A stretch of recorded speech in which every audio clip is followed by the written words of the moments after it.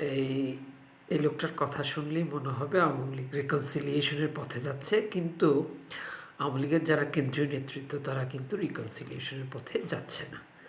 এই লোকটার কথা শুনুন, ভালো লাগবে কথাগুলো, বাট আওয়ামী লীগকে নিষিদ্ধ করতে হবে, 14 দলকে নিষিদ্ধ করতে হবে, শেখ হাসিনাকে নিষিদ্ধ করতে হবে, এর কোনো কিন্তু বিকল্প নেই। এমনি কথাগুলো আমরা শুনতে পারি না।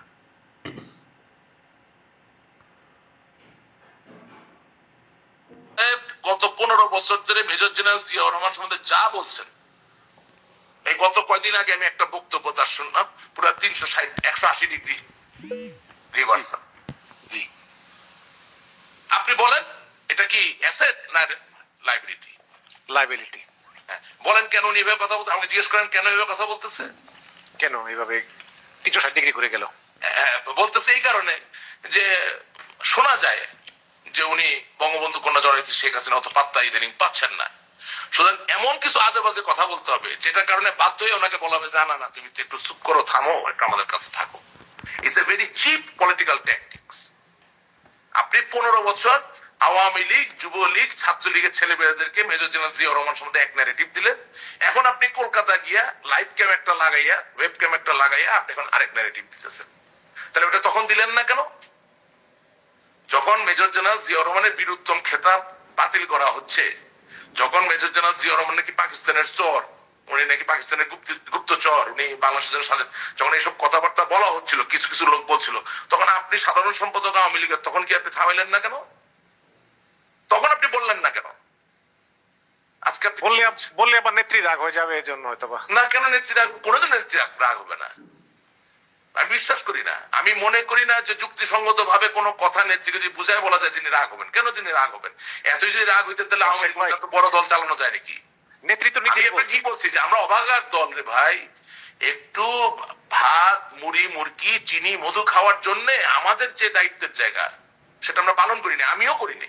আপনার অনুষ্ঠানে আমিও স্বীকার করছি, আমাকে অনেকে লেখে কি ভাই 15 বছর এত কথা বললেন না, এখন বল। হ্যাঁ শিওর, আমি বলি নাই তো, আমি তো ওই দোষে দোষী, কিন্তু আমি বলি নেই বলে এখন বলবো না সেটা তো হতে পারে না। This is most unfortunate. আপনি যখন এই দলগুলোর ভালোর জন্য, এই দলের নেতাগুলোর জন্য কোনো সত্য বচন করবেন, যখনই মনে হবে যে ওই দ্বিতীয় শ্রেণীর আজে বাজে নেতাদের বিরুদ্ধে যাচ্ছে কথাগুলো, তারা মনে করে এটা আওয়ামী লীগের বিরুদ্ধে যাচ্ছে, একটা অন্ধ শ্রেণী তৈরি হয়েছে। আপনি মনে করেন প্রবলেম হচ্ছে কি যে আমি একজন মানুষ, আমি গণতন্ত্রের কথা বলি, আমি আমার মনের কথাটা বলার পরে আমার দলের, বললাম না, কিছু নেতা, যারা নেতা হয়েছে জনগণের দ্বারা না, যারা নেতা হয়েছে আশীর্বাদে, তারা লোক লাগাই দিচ্ছে পিছনে, হুমকি দিচ্ছে, জানে মেরে ফেলবো, বয়ান করবো, দেন করবো। তো সেখানে রাজনীতির গুণগত মানের উন্নয়নটা কিভাবে হবে বলেন? কিভাবে সম্ভব? It's just not possible.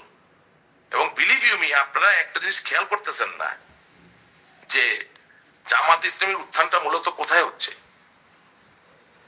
এই শহর অঞ্চলে ইতিমধ্যেই আগে যে ইজম ভিত্তিক রাজনীতি ছিল সেটার ব্যাপক পরিবর্তন হয়ে গেছে। কারণ আওয়ামী লীগ বিএনপির কাছ থেকে মানুষ যা চায় সেটা সবসময় পাচ্ছে না।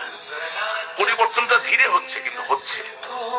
আওয়ামী লীগকে বুঝতে হবে, আমার দলকে বুঝতে হবে যে সময় পরিবর্তিত, আমাদের রাজনীতিও পরিবর্তিত হতে হবে। বিএনপিকে বুঝতে হবে সময় পরিবর্তিত, ওনাদের রাজনীতিতে পরিবর্তন আসতে হবে। আচ্ছা, এই সময়ের পরিবর্তন বলতে কি আপনি বলতেছেন যে আসলে এই জেন জির একটা প্রভাব আছে, সুতরাং এই অবশ্যই জেন জি কে মানসিকতা দিয়ে, এবং এটা আওয়ামী লীগ বিএনপি উভয় দলের ক্ষেত্রে প্রযোজ্য যে পরিবর্তন হতে হবে? শুনেন, লক্ষ বছর আগে মনুষ্য সভ্যতার তো উৎপত্তি হয়নি, হয়েছে মাত্র 5,500 বছর আগে মিশরীয় সভ্যতা দিয়ে। কিন্তু মানুষের উদ্ভব তো তারও আগে, লক্ষ লক্ষ বছর আগে, ঠিক আছে না? তখন মানুষের সবচেয়ে বড় হাতিয়ার বা অস্ত্র ছিল কি? কাষ্ঠ এবং প্রস্তর দ্বারা তৈরি করা বর্ষা। অর্থাৎ তিনি শিকার করার জন্য লোহার ফলাও ব্যবহার করতে পারতেন না, তিনি পাথরের ফলা ব্যবহার করতেন, ঘষে ঘষে পাথরকে চোখা করতেন এবং তার পেছনে একটা কাঠ কোনোভাবে চামড়া বা কোনো কিছু দিয়ে বেঁধে সেটা দিয়ে শিকার করতে চেতেন, ঠিক আছে? এটা ছিল তার মূল হাতিয়ার। যখন এই মানুষ আগুন জ্বালানো শিখে গেল, তখন তো অনেক কিছুর ব্যবহারটা সহজ হয়ে গেল, কারণ আপনি গলাতে পারছেন, হ্যাঁ, এবং হিউম্যান সিভিলাইজেশন টোটাল একটা বড় একটা পরিবর্তনে চলে আসলো। তো আগুনটা হয়ে গেল তখন তার সর্ববৃহৎ হাতিয়ার, ঠিক আছে না? আজকের যুগে আপনি যদি আপনার ঘরের দিকে তাকান, আপনার সন্তান আপনার আত্মীয় স্বজন, বাবা মা, সকলের সবচেয়ে বড় আত্মীয়ের কি? Telephone, cellphone, mobile phone. Why? Not because you can make a phone call, মানে যেহেতু আপনি ফোন করতে পারেন এই জন্য না, এটা কারণ হচ্ছে এতে ইন্টারনেট নামে একটা জাদু আছে, যে জাদুর কারণে সারা পৃথিবীর এক প্রান্ত থেকে আরেক প্রান্তের সকল তথ্য আপনি পাচ্ছেন। এখন আওয়ামী লীগ একটা কনভেনশনাল দল, ঐতিহ্যবাহী দল, সেই দলের একজন নেতা কনভেনশনাল কথা বলতে গিয়ে যদি মিথ্যা বচন করেন, সাথে সাথে জেনজির যে জায়গাটা আছে তাকে পরিত্যাগ করছে। বিএনপির একজন নেতা, তিনি বিএনপিতে বেগম খালেদা জিয়াকে উপরে উঠাইতে গিয়ে বা তারেক জিয়াকে তেল মারতে গিয়ে একটা মিথ্যা বলে ফেললেন, সাথে সাথে জেনজির ওই কানেক্টিভিটিটা আর থাকছে না, সে সাথে সাথে ওই নেতাকে পরিত্যাগ করছে, এবং এই পরিত্যাগ করার পরে দেখা যাবে ওই দলকেও তিনি পরিত্যাগ করবেন। সুতরাং all I am trying to say, যে বাংলাদেশের জন্য, বাংলাদেশের মানুষের জন্য প্রত্যেকটা রাজনৈতিক দল যারা এই দেশের জন্য রাজনীতি করতে চায়, তাদেরকে মেধা, প্রতিভা এবং সততা, এই তিনটা জিনিসকে যদি সুনির্দিষ্ট ভাবে তারা রিকগনাইজ না করে, একনলেজ না করে, তাছাড়া বাংলাদেশের রাজনীতির কোনোদিন ভালো দিন আসবে না। আপনি আমাদের ক্যাবিনেটে, সাবেক যে ক্যাবিনেট, এটা আমার বলতে কোনো অসুবিধা, আমাকে মানুষ যত গালাগালি করুক, যা পারে করুক, কোনো সমস্যা নাই। পূর্ববর্তী যে ক্যাবিনেটে মেধা, প্রতিভা এবং সততা, এই তিনের বড্ড অভাব, আপনি খুঁজেই পাবেন না, একটা নাম বলতে পারবেন না। কিন্তু অনেকে তো অভিযোগ করে যে বিএনপির ভিতরেও এরকম আছে, মানে সে তার অবশ্যই পুরাতন ধ্যান ধারণা 2001 সাল থেকে 2006 সালে কি হয়েছিল একই ব্যাপার। 2001 সাল থেকে 2006 সালে যা হয়েছিল তার ম্যাগনিফাইড রূপ। বিএনপি তো 1996 সালের 15 ফেব্রুয়ারি নির্বাচন এককভাবে করার চেষ্টা করেছিল, মিথ্যা না? 2006 সালের তত্ত্বাবধায়ক সরকারের যে স্যাংটিটি, পবিত্রতা, সেটা তারা নষ্ট করেছিল। ইয়াজউদ্দিন সাহেবকে একই সাথে রাষ্ট্রপতি এবং একই সাথে প্রধান উপদেষ্টার ভূমিকা, নিপতির ভূমিকায় উপনীত করেছিলেন।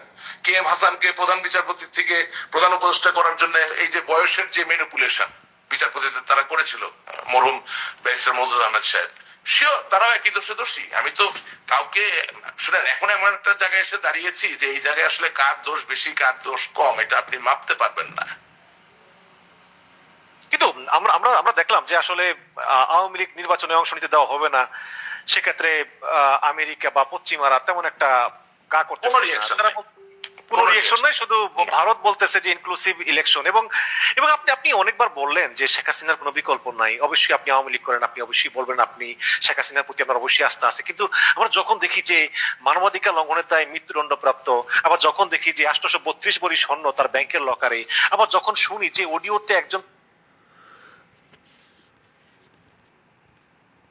রাশেক সাহেবের এই যে মানে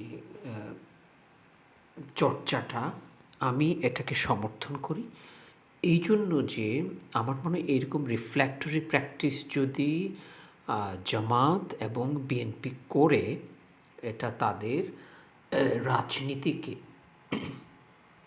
ভবিষ্যতে অনেক দূরে এগিয়ে নিয়ে যাবে।